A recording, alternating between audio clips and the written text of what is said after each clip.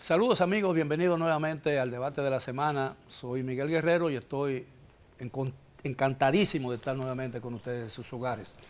Les traigo esta noche un tema del más alto interés para la República Dominicana en lo que tiene que ver con su economía, la política doméstica e incluso el servicio exterior dominicano. ¿Cuáles son las prioridades en esas tres grandes esferas de la vida política nacional que tiene el país y el gobierno dominicano? Y para ello cuento con cuatro destacadas figuras de los principales partidos políticos del país. A mi izquierda el licenciado Yuri Rodríguez, abogado, dirigente alto y joven del Partido de la Liberación Dominicana. El licenciado Tobías Crespo, diputado de la Fuerza del Pueblo y alto dirigente de esa organización política. El licenciado Wandy Batista, abogado y diputado del PRM, el Partido del Gobierno. Y el licenciado Ramón Raposo, quien es un diputado nacional del Partido Revolucionario Dominicano. Buenas noches, caballero. Gracias por aceptar nuestra invitación. Buenas noches. ¿Cuáles son esas prioridades realmente? ¿Qué debe hacer el gobierno para encarar los desafíos que el año 2025 pone ante nosotros? Yo pensé que lo íbamos a rifar, el que empezara No, porque primero, usted es representante del gobierno. Usted tiene la palabra aquí hoy. Bien, bien. Bueno, vamos a ver, usted mismo definió tres ejes. En el eje internacional, quiero comenzar por ahí, que pienso que he identificado como las prioridades del gobierno, por un lado, el respaldo a la democracia en América Latina, especialmente la forma en que el gobierno dominicano ha manejado la crisis política que está sufriendo la República de Venezuela. No me gusta decirle bolivariana.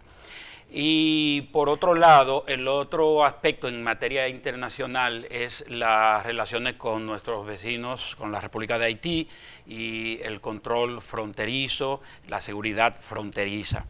Por otro lado, también creo que aún cambiando de administración el gobierno de los Estados Unidos de América, pienso que nosotros continuaremos con la política de que Estados Unidos de América es nuestro principal aliado en materia de comercio internacional y en otros aspectos, incluyendo la migración dominicana hacia ese destino.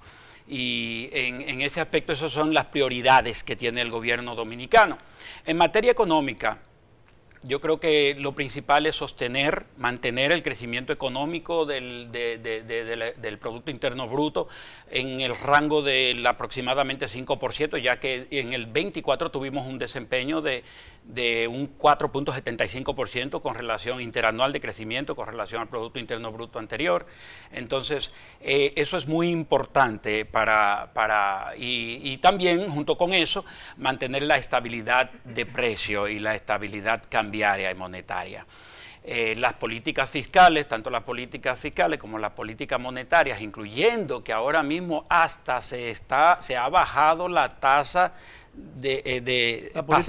la política monetaria para expandir un poquito más la economía. Todo eso va conteste a que el crecimiento económico continúe. En cuanto a cuestiones políticas, el compromiso con la transparencia sigue como uno de los baluartes inexpugnables del gobierno de Luis Abinader.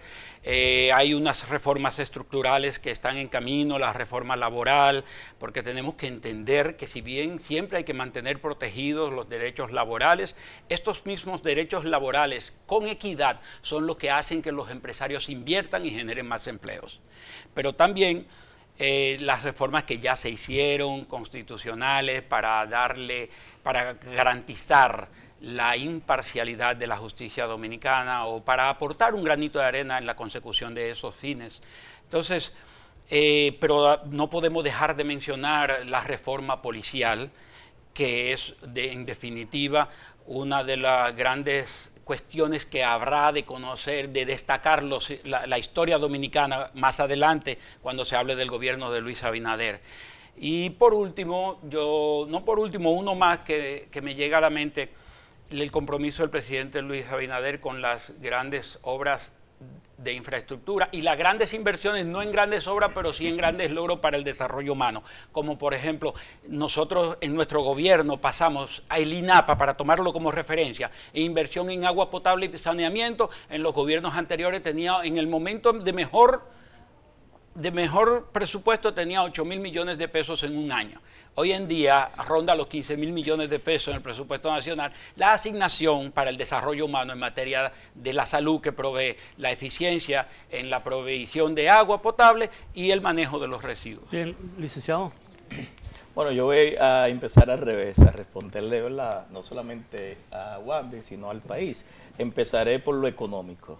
Recuerdo que el profesor Juan Bosch decía que si la economía va bien, la política va bien, y si la economía va mal, la política va mal. Y empezaré por la parte económica porque precisamente uno de los principales retos y desafíos que debe tener no este gobierno, sino cualquier gobierno, es mantener el crecimiento económico, que durante los últimos 20 años, y no es un logro de este gobierno ni de Luis Abinader, ha sido un promedio de alrededor de 5%, en algunos años ha llegado incluso a un 7%, aunque ese crecimiento económico no necesariamente, y de ahí implica las políticas públicas, permite un mayor desarrollo humano de los dominicanos y dominicanas. Eso es por un lado. Ese crecimiento económico, porque si tú lo que generas es pobreza, lo que va a distribuir es pobreza. Si generas crecimiento y riqueza, pues si haces las políticas y diseñas la política adecuada, pues lo que puede distribuir que eso se derrame a las demás capas sociales. Y en ese aspecto yo creo que uno de los grandes problemas que nosotros tenemos es que este gobierno, mayor que todos los gobiernos en la historia de la humanidad, no le ha faltado dinero. Cuarto dinero ha habido. Lo que no ha habido es resultados, me explico.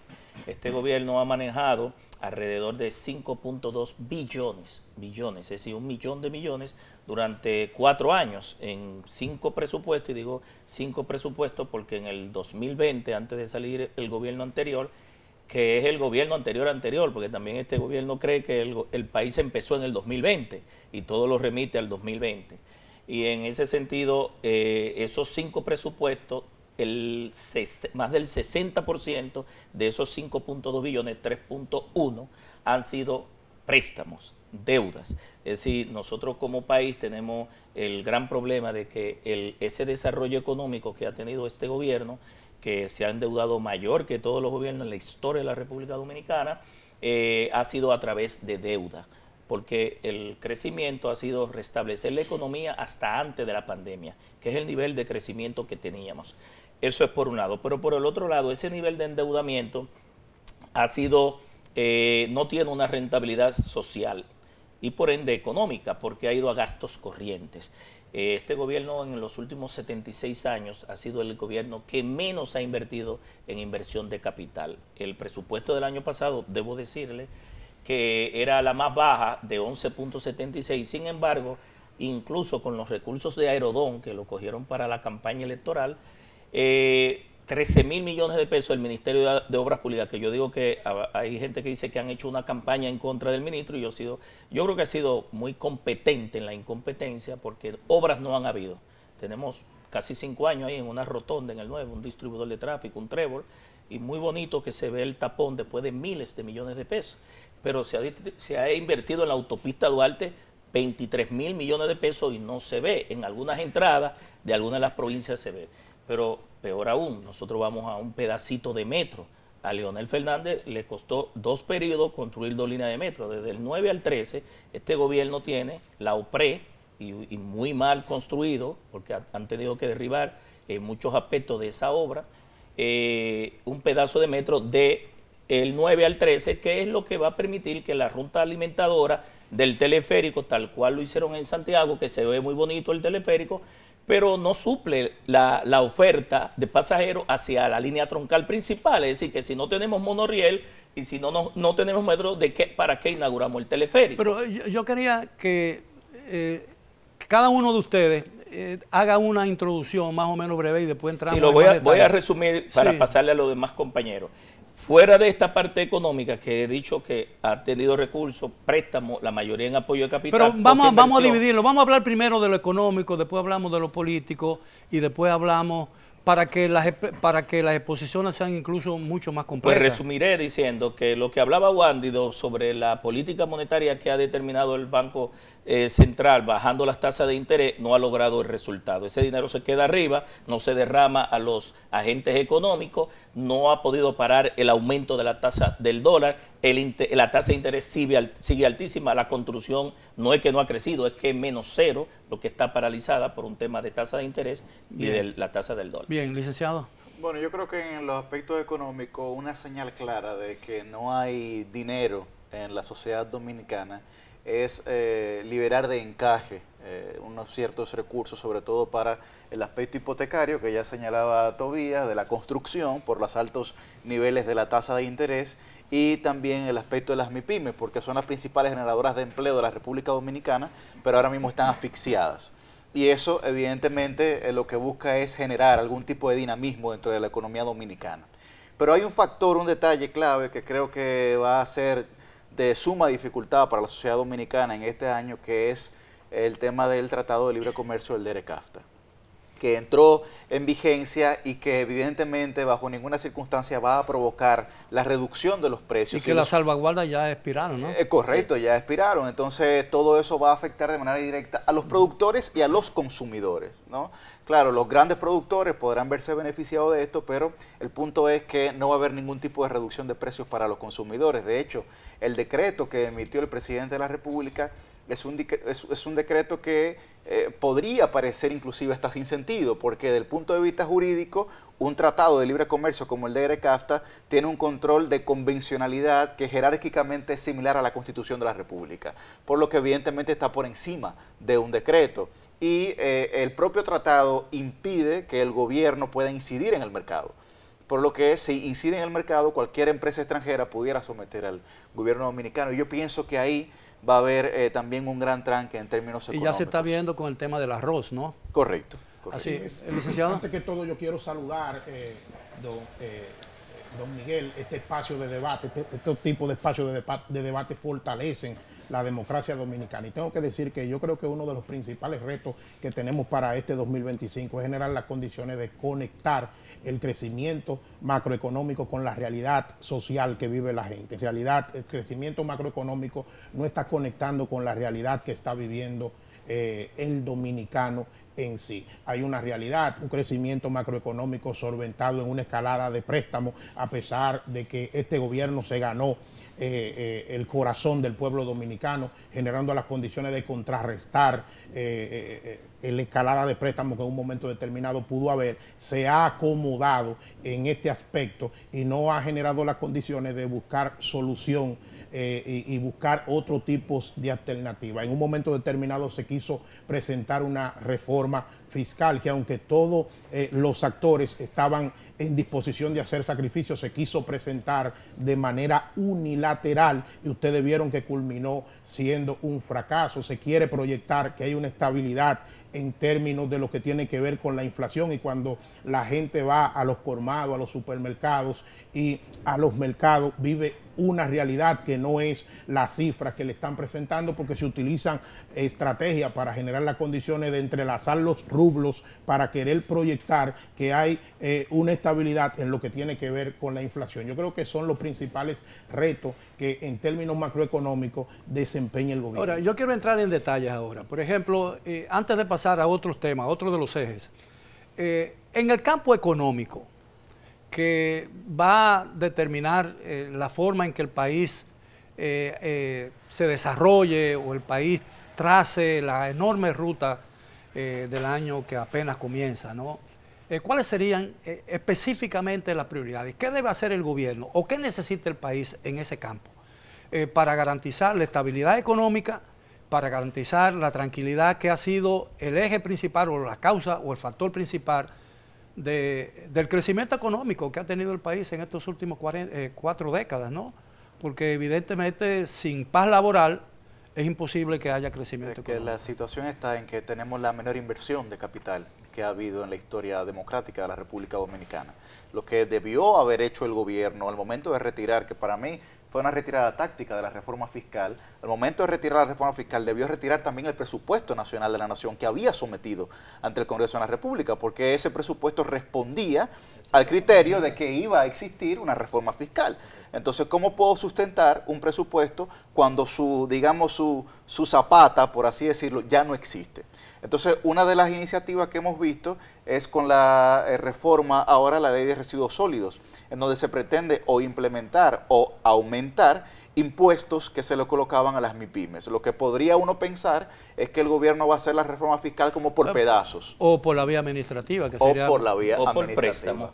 Yo creo que agregando a lo que dice Yuri, don Miguel y los que nos escuchan, nosotros hemos visto fuera de la explicación que dábamos a nivel macroeconómico que hay sectores productivos que han sido desatendidos. Me explico. Este gobierno durante los 4 años que tiene ha llevado un festival de leyes de tasa cero, donde ha permitido que a través pocos agentes económicos que son afectos al gobierno y que imaginamos que apoyaron la campaña del PRM y su instalación en el poder, pues están importando productos en contra de la producción local. Y que no ha surtido ningún efecto en el mercado, porque no ha reducido los precios. Correcto. Que fue, digamos, el razonamiento que presentó el gobierno. Pero es porque tampoco, Yuri, don Miguel, los que están aquí, los panelistas y los que nos escuchan, es que el gobierno tampoco tiene interés en el control ni en la regulación de precios. Este gobierno es dejar hacer con el tema de los precios de los productos de la canasta básica, que ahorita decía nuestro amigo Wandy,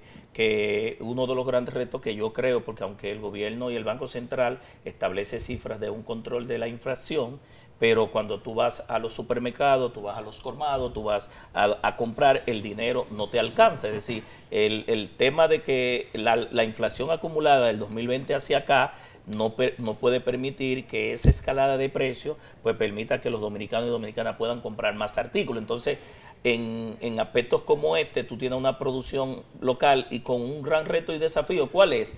Nosotros tenemos 11 millones de dominicanos, que tampoco el censo logró determinar, se perdió ese dinero, pero aquí estamos celebrando 11 millones de visitas de turistas y también tenemos que alimentar una gran cantidad de extranjeros que vienen por la frontera. Y pero entonces esa seguridad alimentaria... La alimentación de los turistas implica realmente una exportación. Sí, claro.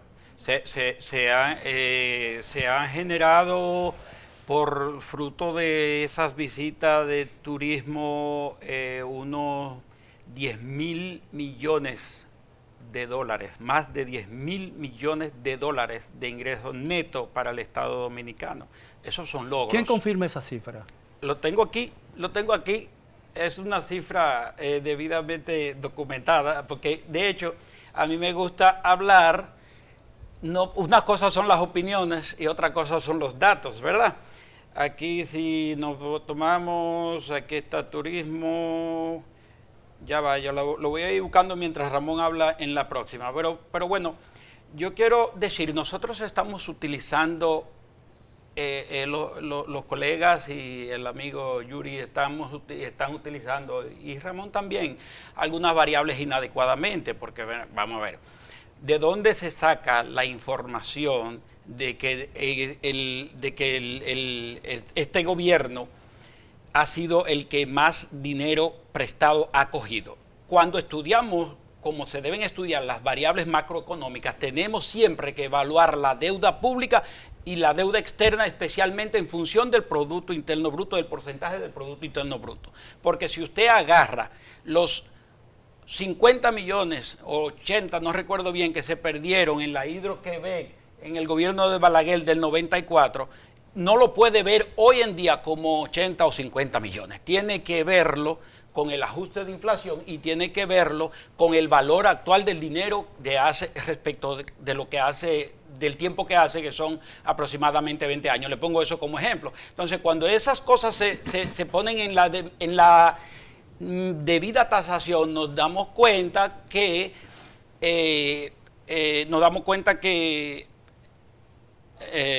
que 10 millones de dólares que se cogieron, que se tomaron prestado hace 20 años, serían hoy Sí, 50. claro, y que el financiamiento del déficit fiscal en este caso no ha sido en la proporción en que están mencionando, porque nosotros hoy tenemos un presupuesto de más de 1.600.000.000, ¿verdad? Entonces, cuando usted dice, no, nosotros lo que financiamos con préstamos fueron 100.000 millones, ok, pero el presupuesto era de 600.000. Bien, mire, entonces, el tema es muy complicado.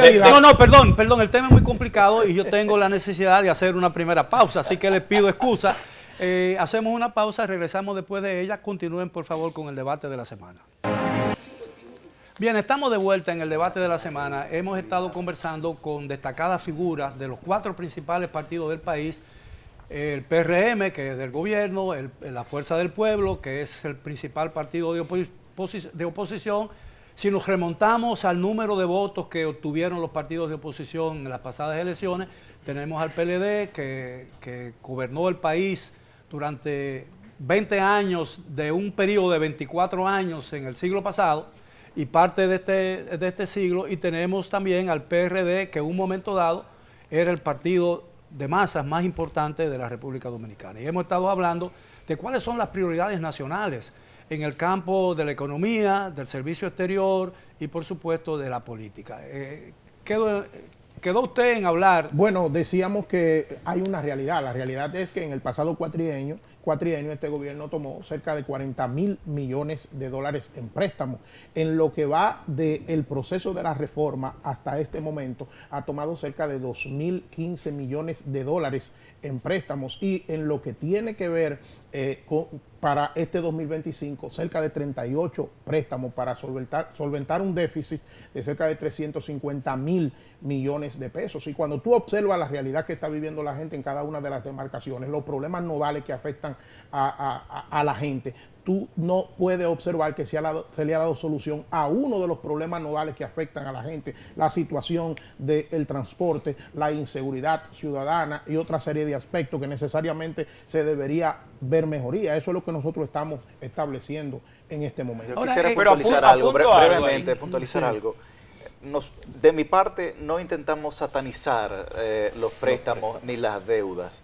El problema es que no hay ningún tipo de resultados visibles en virtud de esa deuda. De hecho, hay muchos países que auditan las deudas y dicen, bueno, esta es deuda buena y deuda mala. La deuda buena es la que se invierte, la que se utiliza, y la deuda mala es la que no encuentra ningún tipo de fiscalización posible. Entonces, aquí... Y que no se paga. Y que no se paga. Entonces, si nosotros... Que no se autopaga, digo. Correcto, si hacemos una fiscalización debida a la deuda que el gobierno ha asumido, además, es la primera vez que nosotros en este país hemos pedido préstamos para pagar gastos corrientes, que es la nómina. Pero yo quiero oír la opinión. Yo quiero indicar, porque Wadio ahorita decía sobre la información y la Recuerden que ustedes son 3 y él es uno solo. Ese pobre es nuestro hermano, estamos tratando suave, pichándosela fácil. Yo quiero aclarar que todas las informaciones que nosotros los políticos usamos las extraemos del Ministerio de Hacienda, del Banco Central y de las instituciones oficiales. Nosotros como políticos no podemos usar información, inclusive nosotros somos legisladores y por nosotros es que pasan los préstamos. Claro. El tema del financiamiento, por más que el gobierno quiera indicar, a nivel absoluto y a nivel relativo con respecto al Producto Interno Bruto, este gobierno ha tomado más préstamos que cualquier otro gobierno. Y no es 3.0, como ellos dicen, todos juntos y en la historia. Y no es 3.0 el déficit, porque se aprobó una ley de pacto fiscal para reducir el déficit fiscal, de compromiso al 2036, de bajar el déficit mínimo a un 3, de responsabilidad fiscal gradualmente. Entonces, mire, don Miguel, la deuda es más de ahí. Y digo más de ahí porque, aunque el gobierno diga que relativamente ha bajado, y es porque el ministro de Hacienda, que fue nuestro maestro, habla mucho de magia, habla del manejo de pasivos. ¿Qué es el manejo de pasivos? Bueno, una deuda que va a vencerse en 3 años, yo agarro préstamo para pagar préstamo y se ve como que estoy bajando la deuda. Bueno, no estamos en un aula universitaria. Sí, pero le estoy diciendo que es una clase de economía. Pero adicional, en el crédito público, don Miguel, no se está poniendo los fideicomisos. Sí, es decir, no hay transparencia. El tema del crédito público no está transparentando, o sea, hay opacidad y no están los fideicomisos. Diputado, démosle oportunidad al representante del PRM. Como los datos que son concretos 350.000 millones en financiamiento del déficit, ¿verdad? Sin embargo, contradicen lo que afirmó Ramón, lo que dice Crespo, y es una realidad. La verdad es que de los 350.000 millones, 108.000 son para pago de deuda. No es verdad que es para financiar presupuesto, para pago de deuda. Entonces, cuando usted va, usted lo que termina teniendo es 242.000 millones. Perdón, diputado, eso por un lado. Necesito que me explique esto. Cuando uno paga una deuda con otra deuda, esa deuda crece. Sí, no, sí, pero cuando usted tiene una deuda en la que usted paga una tasa de un 2% y paga esa con una deuda en la que usted paga un 1.5%, usted está beneficiando al país. Pero no está bajando el nivel de endeudamiento, porque al final... Sí, por supuesto, es que los datos son, ahora mismo, el ratio de endeudamiento respecto del Producto Interno Bruto en 51% ahora, está en este momento. Pero ¿Cómo lo dejó el gobierno del posibilidad, PLD? Lo dejó en 60. Existe la posibilidad... Entonces, ha bajado 9 puntos porcentuales. Existe la posibilidad de que este año, para encarar los desafíos que nos presenta la economía, ¿no? La necesidad de seguir auspiciando el crecimiento económico, necesitamos suspender la emisión de deuda pública. ¿O es necesario seguir endeudándose? Mire, nosotros vamos a llegar posiblemente, si se sigue en ese nivel, porque es la calidad. El préstamo no es malo per se, es porque hay un déficit, hay que buscar dinero para las inversiones y los servicios. Es que este dinero que ha cogido el PRM es para apoyo presupuestario. ¿Qué es apoyo presupuestario? Gasto corriente, es una deuda mala. A ese déficit... Que viola la ley de crédito público. Exacto, a ese déficit nosotros no le estamos agregando, por ejemplo, en el presupuesto de este año, el gobierno mandó, don Miguel, 30.000 millones de pesos en una línea de crédito que, aparte de los 1.5 millones, 1.500 millones de dólares de subsidio a las distribuidoras, esa línea de crédito es reenganchable durante todo el año, y eso no está en la parte de esos préstamos. Por razones de tiempo, yo quiero pasar ahora el aspecto político de los desafíos del año que recién comenzó. ¿Cuáles serían esos? Porque evidentemente ya se superó el tema de la reforma constitucional y están pendientes todavía muchas reformas, pero no hemos hablado aquí y he visto que ninguno de ustedes ha hecho referencia, por ejemplo, a la crisis energética, que es importante para poder encarar con posibilidades de éxito los desafíos económicos. De los económicos hay tres cosas que son el déficit eléctrico, las pensiones que se han convertido en un hoyo para el gobierno, para el Estado, y la nómina pública. Y luego la deuda, son, digamos, los cuatro jinetes de... Bueno, cuando nosotros, yo no sé por qué a veces olvidamos, cuando solo el despacho de la primera dama en los gobiernos del PLD, en sus últimos 4 años, administró por año 970 millones, estamos hablando de 1.000 millones de pesos. Y ese tipo de cosas han pasado ya a la historia en el gobierno de Luis Abinader. Entonces no podemos hablar de gastos innecesarios, no, tenemos que hacer la diferencia. El único presidente que ha provocado, y eso no son opiniones, esos son hechos, un déficit fiscal de 105.000 millones de pesos en la reelección de Danilo Medina fue Leonel Fernández. Cosa que no pasó, no ha pasado, ni está pasando vamos a comparar en el gobierno de Luis. A ver, diputado, unos datos sencillos. 1.000 millones de pesos, digamos, tenía la primera dama, bien, concedido. Y la USOE 18.000. Concedido. Bueno, eso lo tiene ahora mismo el Ministerio de Vivienda, o sea, el presupuesto de la USOE no se eliminó, el presupuesto del ISOE fue designado al Ministerio de Vivienda, incluyendo a los servidores públicos.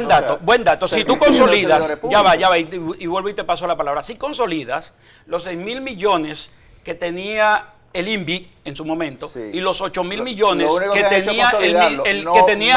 que tenía la OISOE, si tú lo consolidas, estamos hablando de 8 y 6, 14. Hoy en día, ya 5 años después, teniendo en cuenta que sí, lo mismo que dije ahorita, que el dinero de hace 5 años es diferente, tiene mayor valor, sí, la misma cantidad. Entonces, hoy en día estamos trabajando y siendo más eficiente y sin corrupción con los mismos 14.000 millones de pesos asignados al Ministerio de la Vivienda. Perdón, que no puedo hacer la comparación. los 14.000 millones de pesos, los 1.000 millones de pesos de la primera dama, solamente con el déficit eléctrico, como ha aumentado en estos últimos 4 años, se cumple el presupuesto de más de 15 ministerios. ¿Tú sabes por qué ha aumentado el déficit eléctrico? Si me lo permiten, yo quiero entrar al tema que usted planteó. Es un tema de alta ineficiencia, pero pasemos a las pensiones, que el presidente de la República se ha despachado dando una serie de pensiones especiales a personas que no solamente no cumplen con las cuotas de aportes necesarios que señala la ley, sino que nunca han laborado en el sector público. ¿Cómo se puede justificar eso? Que pasen las pensiones de menos de 1.000 millones de pesos a más de 6.000 millones. Yo quiero indicar esto. Déjame corregir un dato que se me va a ir. Deme un segundo, porque, mire, compleja. Yuri dio 2 puntos importantes, don Miguel. Están coincidiendo el mucho. tema somos oposición. En cualquier momento se fusiona. Esa es una mala señal. Una buena para el país. Para que haya gobierno debe haber oposición. Si no hay oposición, no hay gobierno. En ese sentido, mire, las pensiones, el propio director de pensiones ha dicho, y eso hay que investigarlo posteriormente cuando venga un próximo gobierno, que este gobierno ha dado 130.000 pensiones solidarias. Un relajo, esos son nominillas. Mire, han pensionado, le han dado, don Miguel, una nómina, eso es una nominilla de por vida a personas que no han dado un golpe ni de karate.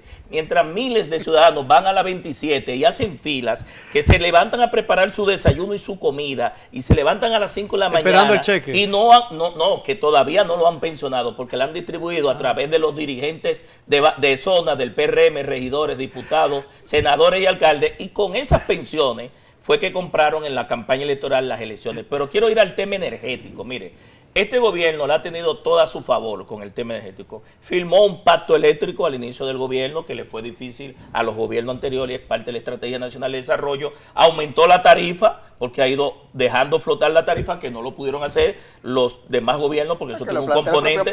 Pero adicionalmente ha aumentado el subsidio. Entonces, usted va a las distribuidoras, no hay cable. Y han aumentado la transferencia del gobierno. Bueno, pero no hay cable, no hay contadores, yo quiero aquí establecer cierto nivel de igualdad.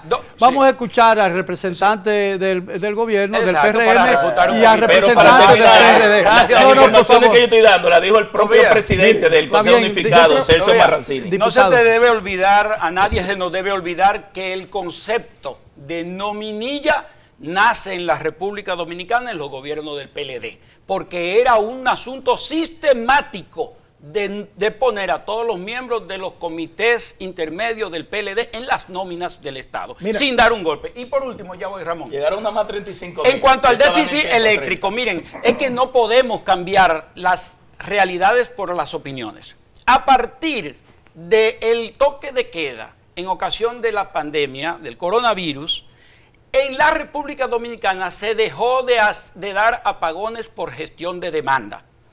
¿Qué significa la gestión de demanda? Se reduce la cantidad de horas de los circuitos de servicio en los circuitos en donde más pérdida energética hay. Entonces, a partir de que en ocasión del toque de queda se comienza a dar 24 horas de luz, o sea, claro, si hay avería no va a haber luz, y si hay un mantenimiento programado tampoco, pero gestión de la demanda. No se da apagones desde el 2020, desde el principio de 2020, incluso estando Danilo Medina en la presidencia. Entonces, es natural, es lógico que se produzca un aumento en el déficit de las distribuidoras de electricidad. Diputado.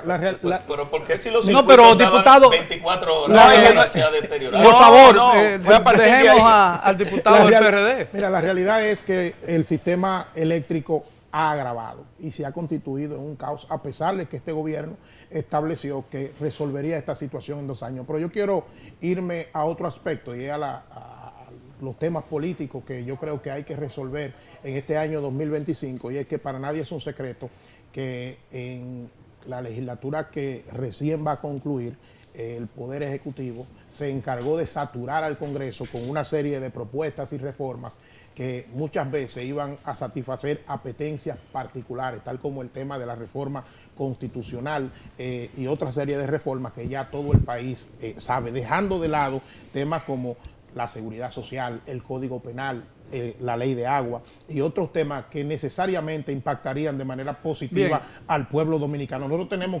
entendemos que ese tipo de temas hay que retomarlo. Y por último, un tema nodal que nosotros entendemos que debe dársele una solución es ese proyecto de reforma que se introdujo, de reforma laboral que se introdujo a través del Senado, que se estableció en un momento determinado, que ya había un acuerdo tripartito y al final vemos cómo se ha querido traer por los moños el tema de la cesantía. Bien, caballeros, tenemos que hacer una última pausa y regresamos después de ella con la parte final del tema de esta noche. Bien, llegamos ya a la parte final del tema de esta noche, que ha resultado muy animada la discusión de un tema tan complejo como son la discusión alrededor de las prioridades que el país tiene que enfrentar en una situación que en el ámbito internacional no parece muy agradable, por la situación de Venezuela, la situación de Ucrania y lo que puede pasar en Venezuela si el asunto no se resuelve políticamente. Estamos hablando de las grandes prioridades. Ahora, yo tengo una pregunta que podría sustanciar y resumir todo este aspecto de la discusión. ¿Qué debe hacer el gobierno y qué debe hacer la oposición para que el año 2025, que recién comienza, sea un año de tranquilidad y de probable crecimiento en la República Dominicana? Porque si la rivalidad política se incrementa, es posible que el gobierno enfrente muchísimas dificultades para llevar a cabo planes de desarrollo, ¿no? Eso es correcto. Yo creo que no aporta nada a la seguridad, a la visión, a la imagen que el país proyecta, incluso a la seguridad jurídica. La oposición desenfrenada que quieren llevar los partidos de oposición, partidos que en 20 años tú no puedes señalar un logro que hayan obtenido. Entonces, nosotros tuvimos 4.500 millones de dólares en inversión directa en este año 24 que terminó. Inversión directa, extranjera directa. Eso es un símbolo de confianza en la responsabilidad que tiene el presidente Luis Abinader y el PRM en la transparencia, en el juego limpio, en eliminar el cohecho y los sobornos y ese tipo de cosas y hacer las cosas como se están haciendo. Por tanto, yo creo que ese tipo de cosas que ha impulsado el gobierno dominicano deben ser, si se quiere hacer oposición, hacerla con responsabilidad. Eso es muy importante para el bienestar de este 2025. Yo creo que el 2025 va a ser el último año en el que el presidente de la República, Luis Abinader, va a poder gobernar de manera tajante, por así decirlo. Y tranquila. Creo que, tranquila. Usted sí. nos sugiere creo una sustitución, ¿no? No, para nada. Sí, creo que tanto el debate interno de las posibles candidaturas presidenciales en el PRM y los externos, en la Fuerza del Pueblo, en el PLD, en el PRD, van a evitar el sosiego que pueda tener el gobierno.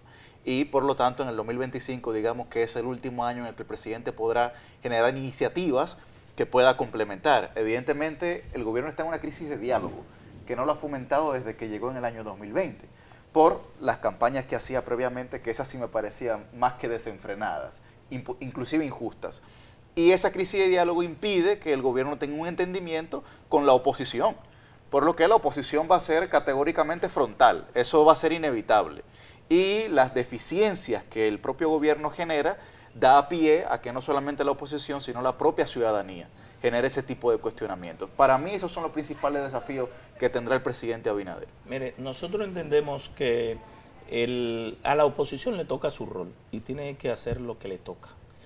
Lo hizo el PRM en su momento, se oponía a los préstamos y hoy ha puesto al país en más endeudamiento. Lo que pasa es que será deuda ilegítima. Y en ese sentido yo creo que para que haya gobierno debe haber oposición. Ahora, concuerdo con Yuri de que este va a ser un año, el mayor año posiblemente de tranquilidad, porque también el presidente no se reelige.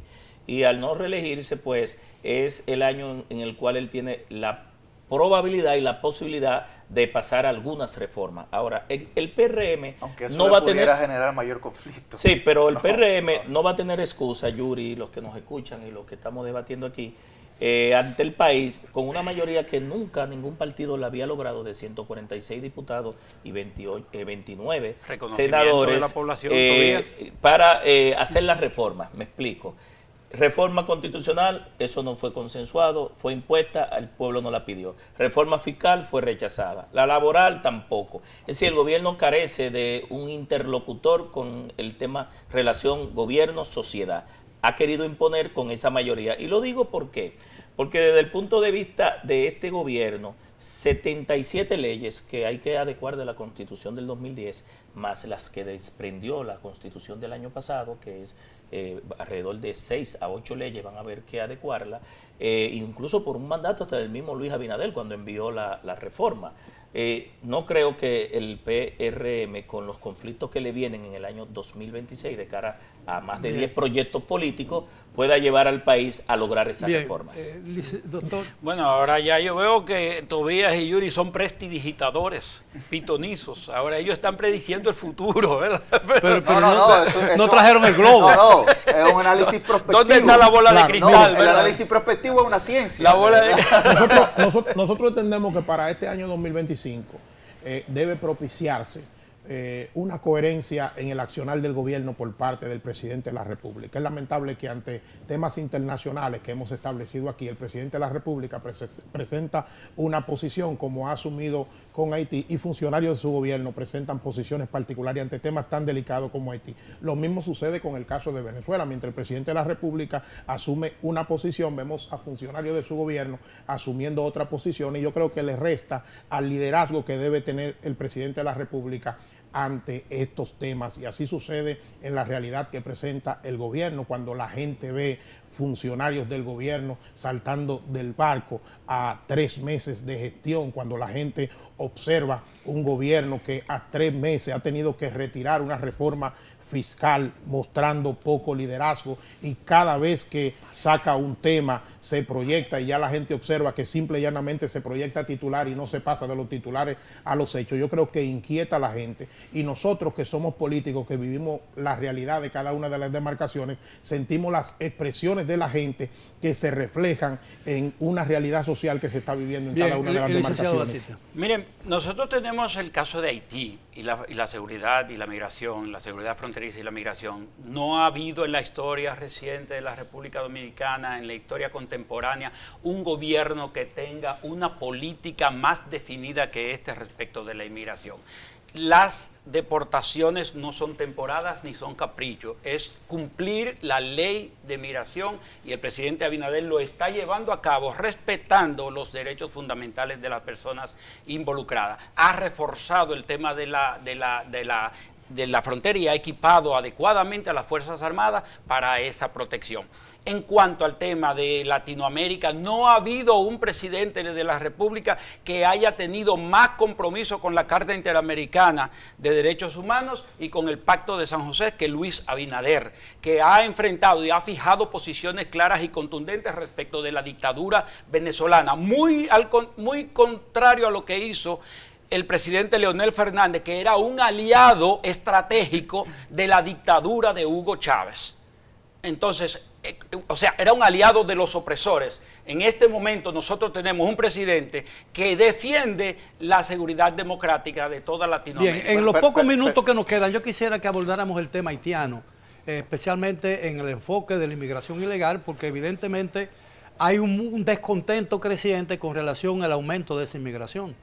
Pero brevemente, don Miguel, y excúseme, hay que recordar que cuando, y esto es de justicia, cuando se celebró la cumbre de Río aquí, liderada por el expresidente Leonel Fernández, se resolvió un problema de Latinoamérica completa que ningún otro país logró resolver. Lo que no está viendo Wandy, disculpa, es que este gobierno ha pasado a ser instigador más que pacificador, árbitro y solucionador de crisis. Luego también el presidente Danilo Medina intentó solucionar la situación de Venezuela a través del diálogo y Maduro visitó la República Dominicana. Es importante recordar que Chávez no es Maduro ni Maduro es Chávez.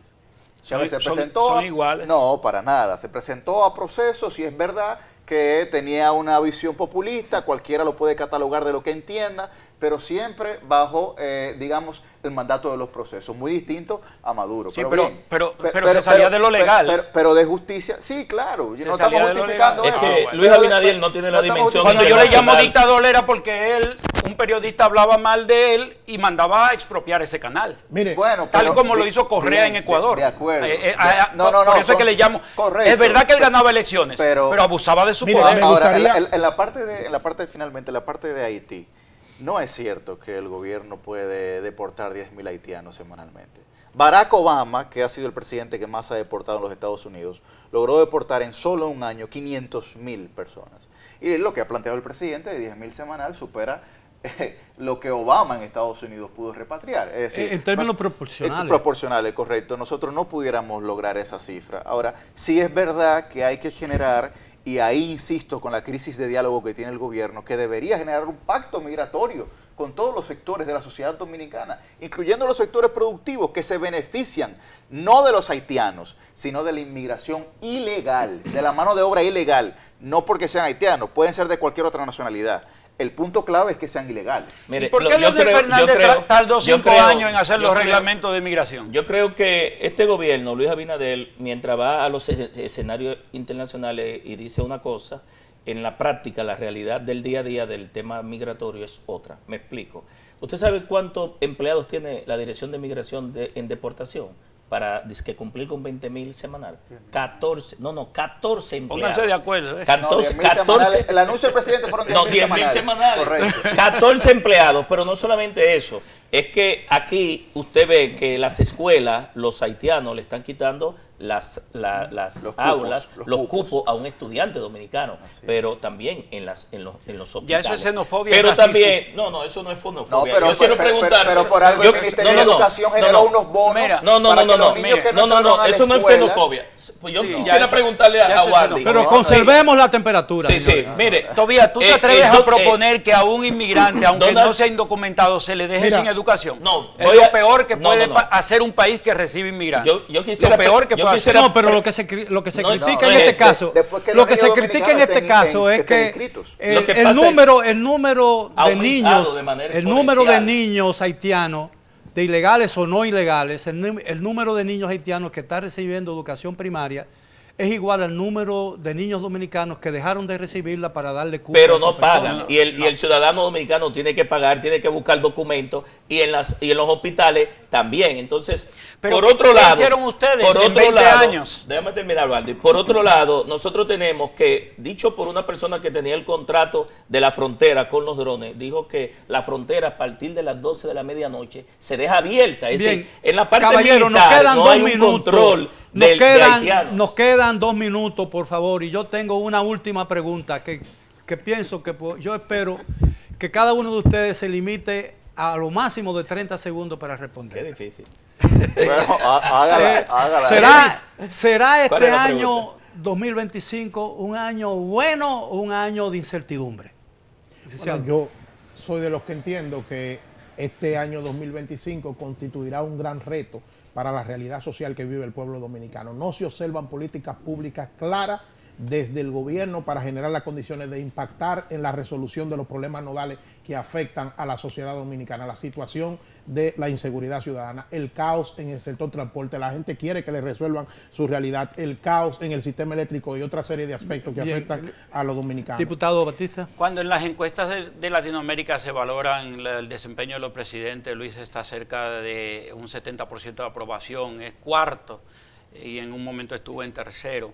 Y la ratificación que hizo el pueblo dominicano de elevar el porcentaje con el que ganó las elecciones de 52 a 58 es un índice indiscutible de lo contento que está el pueblo dominicano con Bien. la paz, la seguridad Diputado y la Crespo. transparencia que promueve Sí, Luis muy Abinader. brevemente, por Bueno, favor. yo creo que de incertidumbre. ¿Por qué?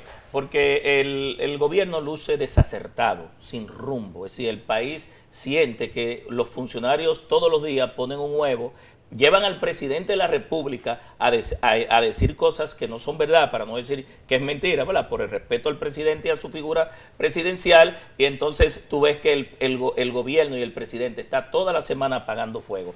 Pero también tú tienes el tema, y Wadi ha hablado de ese durante varias de su participación. Le quedan 10 segundos. El tema de la corrupción. Este gobierno ha tenido más de 30 escándalos de corrupción y no ha habido un sometimiento. Bien, licenciado. Rodríguez. Yo creo que va a ser de profunda incertidumbre, porque si un defecto tiene la democracia es la incapacidad que tienen sus actores de cumplir sus promesas. Y el problema del gobierno de Luis Abinader es que son incapaces de cumplir sus promesas, porque no ejecutan lo que prometen, se quedan en titulares. No es raro que el ministro de Obras Públicas haya dicho en el año 2022 que lanzó una app de bacheo y ahora vuelve y le hace un relanzamiento. No es raro que en el año 2021 lanzaran un plan de seguridad ciudadana 2021-2030 y el año pasado lo lanzaron de nuevo 2025-2030. Bien, caballero, solo me queda agradecerle el honor y el privilegio de tenerlos ustedes Gracias en a usted, un don. programa Privilegio nuestro. donde se debatió con mucha altura y con mucho entusiasmo también algunos de los problemas que enfrenta este país en el año 2025. Los espero en la próxima semana para otro programa similar. Hasta entonces.